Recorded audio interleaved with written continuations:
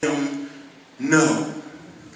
As you look back, saints of God, you have to remember that in the text, it says that they were afraid not just of Jesus, but it reminds us they were also afraid of this man.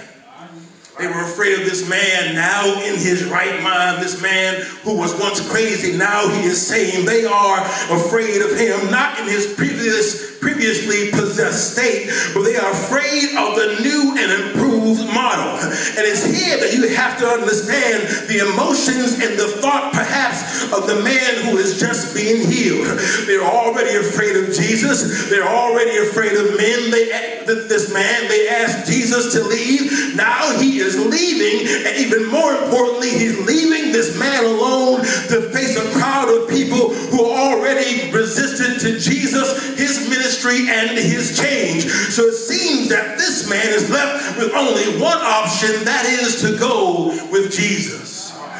Going with him is safest. Going with him is security. He knows that with Jesus, nothing can hurt him. No one can touch him. No weapon formed against him shall prosper. He begs to go with Jesus, not just because of his gratitude for what he did. He wants to go because going with Jesus is safe. And he's not just going for safety, saints of God. He's going with Jesus to hide. He asked to go with Jesus to hide, and Jesus tells him no. You see, it's easy, saints of God, to get your deliverance and stay in the church all day and hide behind your salvation, but Christ didn't save you so you could hide.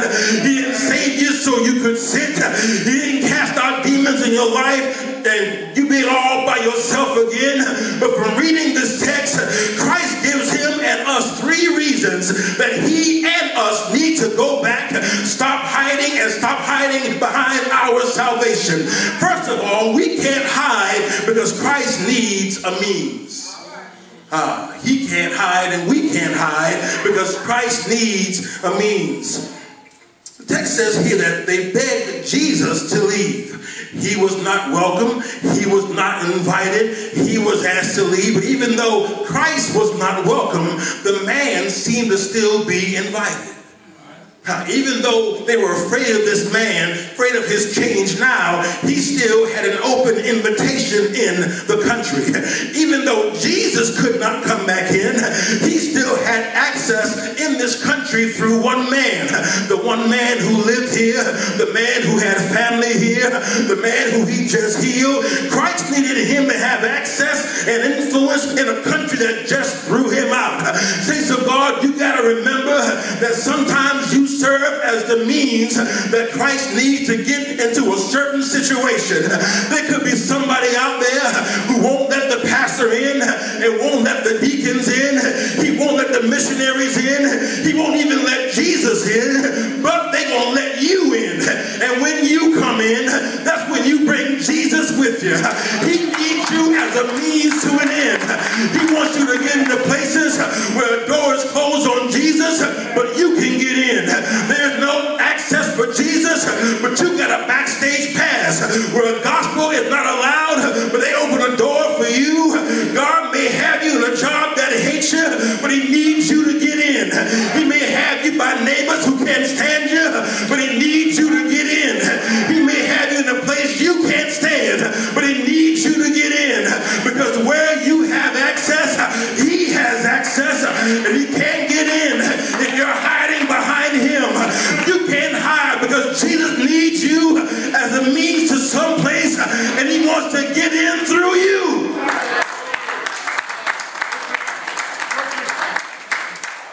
Second of all, we can't hide because there are still some folk who don't know that God grants mercy. First, he needs you as a means. Then there are still some folk who don't know that God still grants mercy.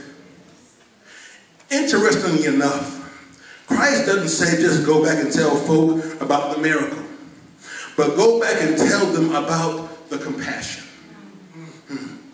Go tell them about my compassion on you. And compassion also means mercy. When someone is demon possessed, you need to know that demons enter the body upon invitation.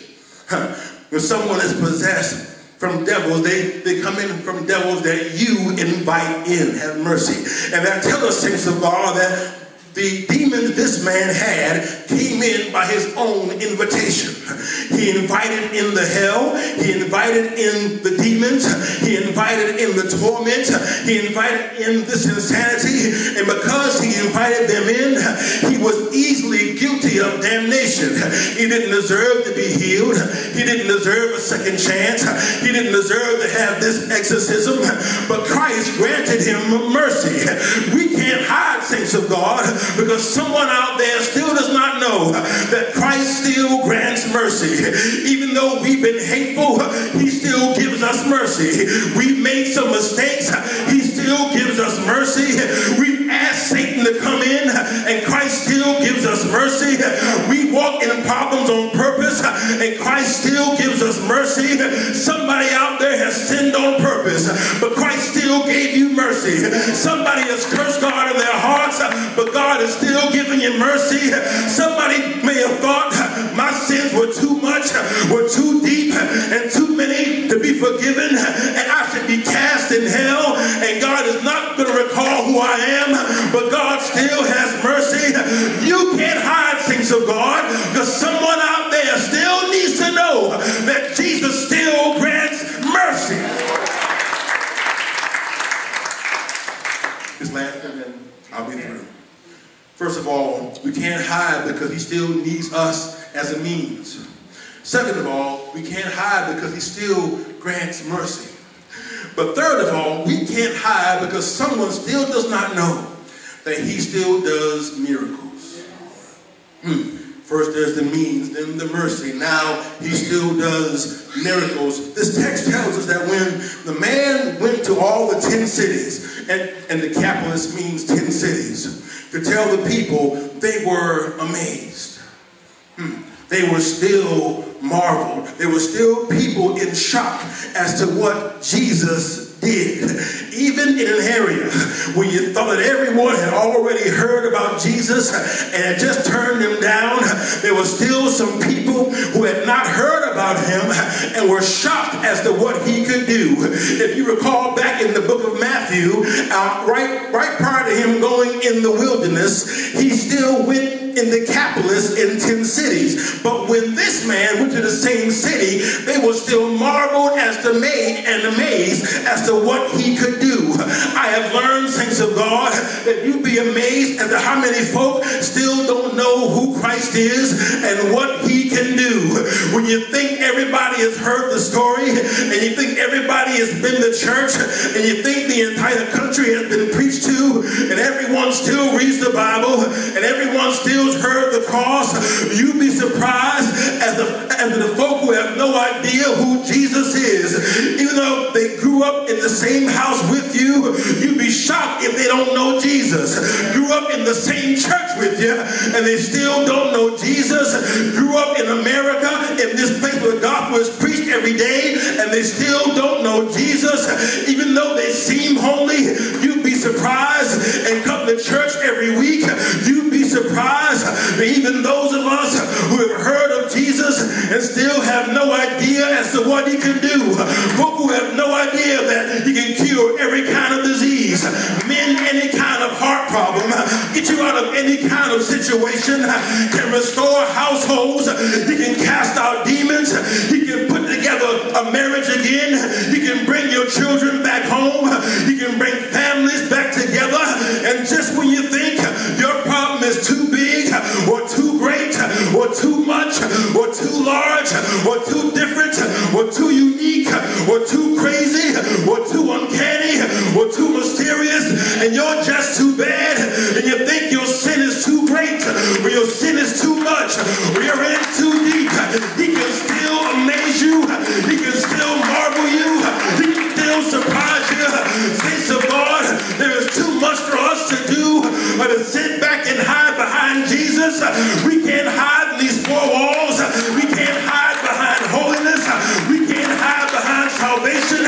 We can't hide behind deliverance. You can't hide in your house. You can't hide behind your faith. You got to remember that Christ didn't save us for us to waste our salvation, for us to waste our for deliverance, but you don't